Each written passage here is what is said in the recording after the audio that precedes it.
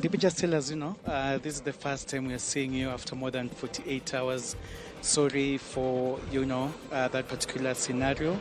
And we saw you in the morning wishing Kenyans a happy, Shujaa Day through your ex-official account. We saw you also wishing Kenyans a happy Shujaa Day during through your official X account. But we are seeing you for the first time in more than 48 hours. Just tell us about your status. Thank you very much. I think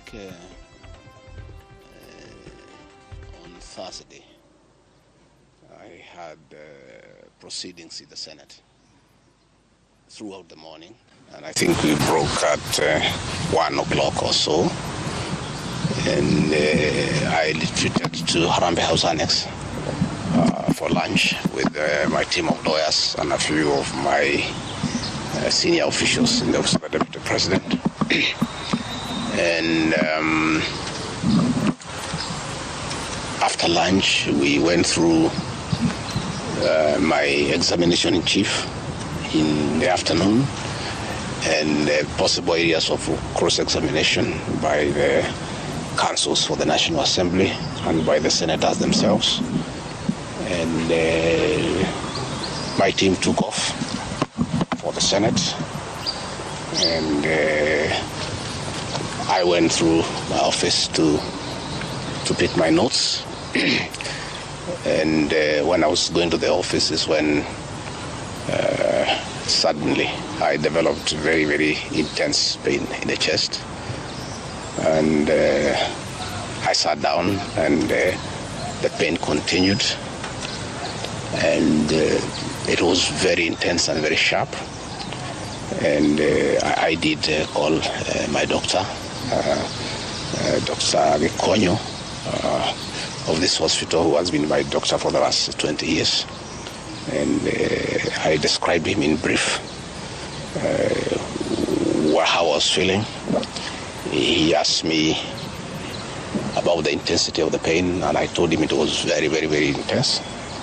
And as we were speaking, I started having shortness of breath. And Dr. Gachagua instructed me to drop everything I was doing and get here to Karen as quickly as possible. He told me what I had described is not a good thing, and I should come here. And I went down through the lift to my car, and he instructed my people to very speedily bring me here. And by the time I was getting here, I was under a lot of pain and shortness of breath. And I found Dr. Gachagua and his team of paramedics were waiting for me, and quickly examined me. And he quickly made a decision that I must be admitted immediately for observation and possible treatment. And in fact, after I stabilized, he did tell me that had I been late for another 20 minutes, we would be talking a different story today. He didn't want to thank Dr. Gachagua and his team of doctors and paramedics and the nurses. They have really taken very good care of me. And he would have wanted me to stay a bit longer for further observation. But I've requested that he allows me to go home. And he thinks I'm quite stable to go home where he can look after me from home. In any case, my home is not far away from here. And if there is any problem, I should be able to get back here. But as we speak, I'm okay. A little bit weak, but I feel better. The pain, the intense pain has gone away. What is there is very little pain. It is manageable for a man. A man must be able to study some of these small things. But in his assessment, I'm out of danger. But when I came in, it was very, very, very severe. And I want to thank the people of Kenya for their prayers. And I'm sorry, many came to see me. I was not able to see them. The doctor could not allow them because I needed a lot of rest. And I was under very serious observation by a team of doctors and nurses. And therefore, I was not able to receive visitors. And I want to thank those who took their time to come and visit me. Millions of Kenyans who have been praying for me for my quick recovery. I really want to thank them and to say that I will remain forever indebted to them for their concern, for their love, and for wishing me quick recovery. The unfortunate turn of events there during that particular time. Even as you were receiving treatment, a lot was going on in terms of Senate proceedings, the outcome of that. There's also a very active, legal proceedings on the same, resuming on Tuesday. In the wake of all this, even as the doctor has recommended that, you have a sufficient rest, at home, but maybe just tell us, will we be seeing you active? Will you respond to all these issues that are going? We're talking about a parliamentary outcome, also talking about a legal process which is so intense that has even involved a 3-judge bench. What will be your reaction towards all this? I think for now my life comes first, my health comes first. It's unfortunate that when I was here in hospital, my brother and friend, President William Ruto, ordered for the withdrawal of my security from the hospital here. I've been here alone without a single officer looking after me.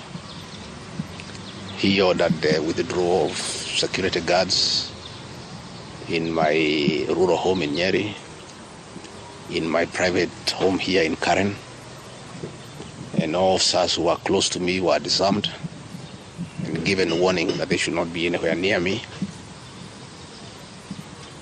I didn't know President William Ruto can be that vicious.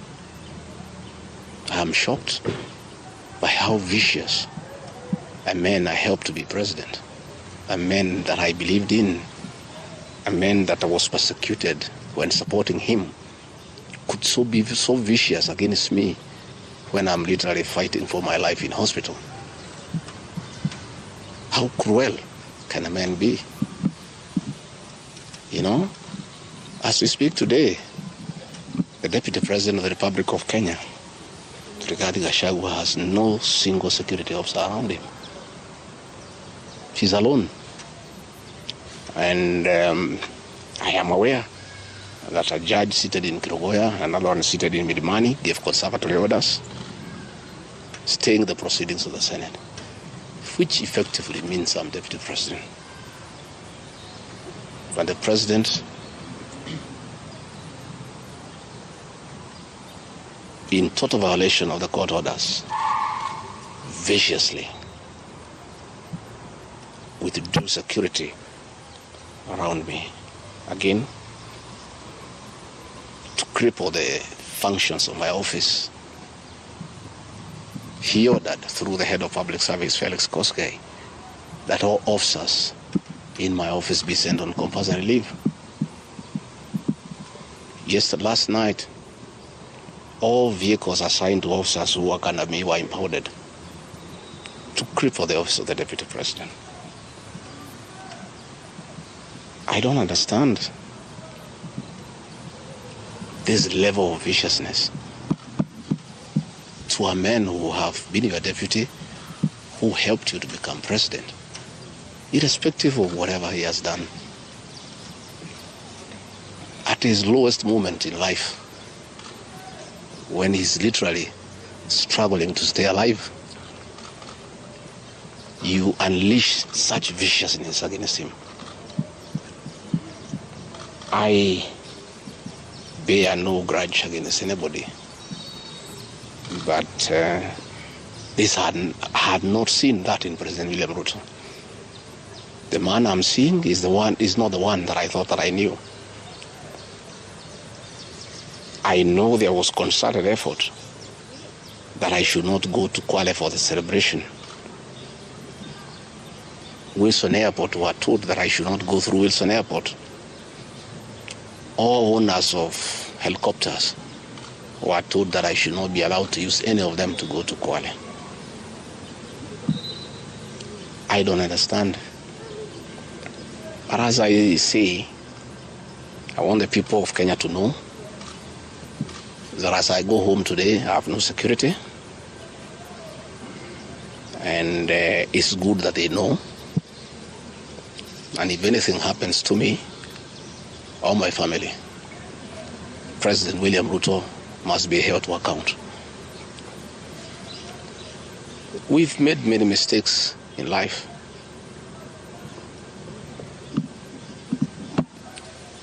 And we keep on learning. I trusted President William Ruto. The people of the region where I come from, the Mount Kenya region, trusted him. In fact, as we were preparing to go to office, nobody else trusted him. Musalia Mudavadi demanded that they must sign an MOU with him, which they did. Moses Wetangula demanded that they must sign an MOU with him, which they did. Amason Kingi demanded the same. Alfred Mutua, everybody else. I'm the only man who trusted him.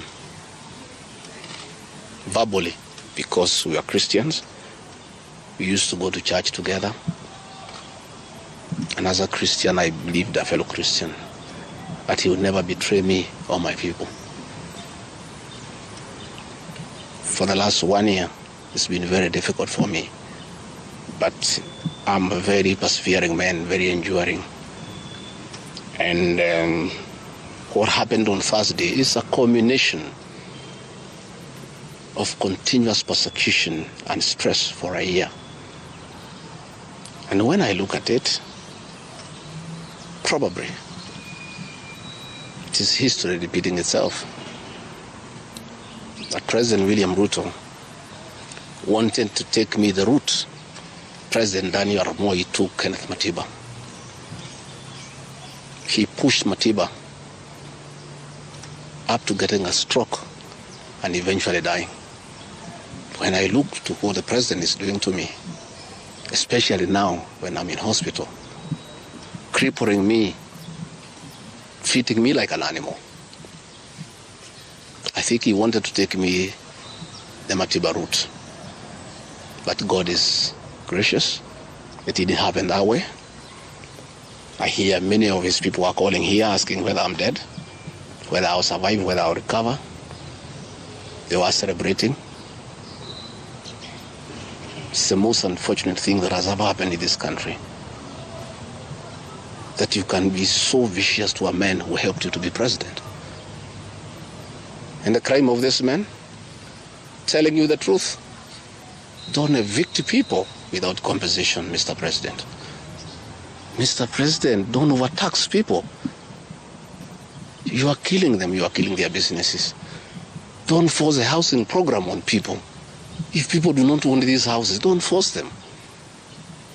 My only problem with the president is just being truthful because nobody else can tell him. The framers of the 2010 Constitution wanted a deputy president who is elected as a buffer who can stand for the people. The charity we are being treated for, too, is get rid of an elected deputy president and appoint a control freak. A fellow you appoint who cannot ask a question, who cannot say anything. And I'm sure if they succeed, he'll be asked to sign an undated resignation letter so that in case he starts asking questions, he can just be told to resign. But the framers of the 2010 Constitution were very clear in their mind why they wanted a deputy president who is elected. I'm the only man in the cabinet and in the whole government who can stand up to President William Ruto and tell him, hey brother, this is not right. This Adani thing is not good for the country. There's too much corruption, Mr. President.